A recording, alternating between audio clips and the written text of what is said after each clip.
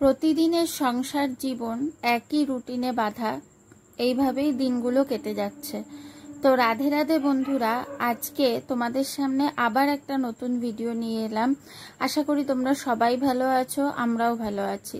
তো দেখো, এক গামলা আম কেটেছে মা আচার করবে বলে। তারপর দেখো সকালের টিফিনটা শুরু করলাম এইভাবেই।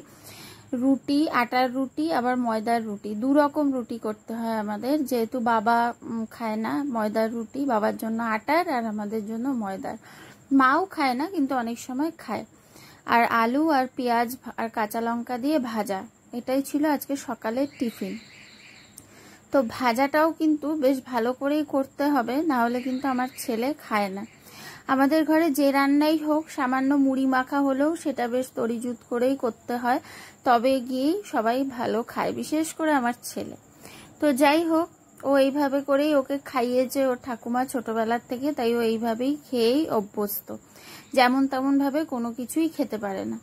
তো এই দেখো, মা আবার দুপুরের রান্নার জন্য এঁচড় কাটছে, এঁচড়টা একেবারেই পেকে এসছে। আর এদিকে আমার আলু ভাজাও কমপ্লিট। আলু ভাজা কমপ্লিট হওয়ার আগেই খাওয়া শুরু হয়ে গেছে, ভাজা পুরোপুরি হওয়ার আগেই একজনের টিফিন খাওয়া কমপ্লিট। তারপর দেখো দুপুরের রান্না মা বসিয়েছে, এঁচড় সেদ্ধ হয়ে গেছে, ডাল সেদ্ধ বসেছে, ভাতও হচ্ছে, আর এই যে এঁচড়ের আলু পেঁয়াজ সব কাটা।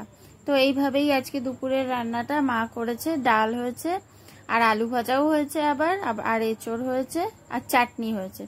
তারপর দেখো আমি পুজো দিয়েছি। আমার পুজো দেওয়া এই সময় পুরোপুরি সারা। ঠাকুরকে আজকে গাছের ফুল দিয়ে সাজিয়েছি। ঠাকুরকে দেখতে কত সুন্দর লাগছে, সত্যি খুব সুন্দর লাগছে ঠাকুরকে দেখতে। ফুলগুলো গরমে একেবারে নেতিয়ে যায়, কালকে রাত্রের একটু বৃষ্টিতেও ফুলগুলো কিন্তু একেবারেই টাটকা নেই, কেন কি সকালে দারুণ রোদ উঠেছে। তার সত্ত্বেও চেষ্টা করেছি ফুলগুলোকে যতটা সম্ভব জলে একটু ভিজিয়ে রেখে তারপর দিতে, তাই ফুলগুলো একটু ভালো লাগছে। তাই ঠাকুরকে সুন্দর করে ভরে, আসন ভরে সাজিয়েছি। তো দেখো বেশ ভালো লাগছে। তারপর দেখো ছেলে, এটা গতকাল রাত্রে ছেলে চিড়ে আম দই ছাতু মুড়ি দিয়ে মেখে খেয়েছে। মুড়ি ছিল না, চিড়ে দিয়ে। তো এটুকুই ভিডিওটার সাথে জুড়ে দিলাম। দেখো রাতের ভিডিও তো দেওয়া হয়ই না।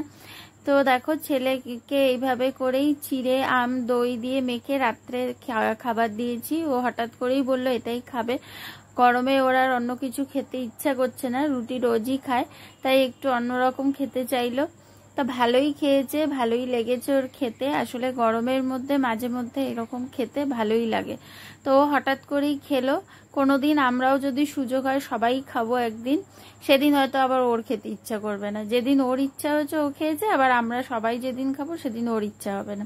তো যাই হোক, এইভাবে করেই চলতে থাকে। প্রতিদিনই এই বেলা কি খাবো ও বেলা কি খাবো, এটা একটা বড় সমস্যার ব্যাপার। আশা করি সব ঘরেই এরকম।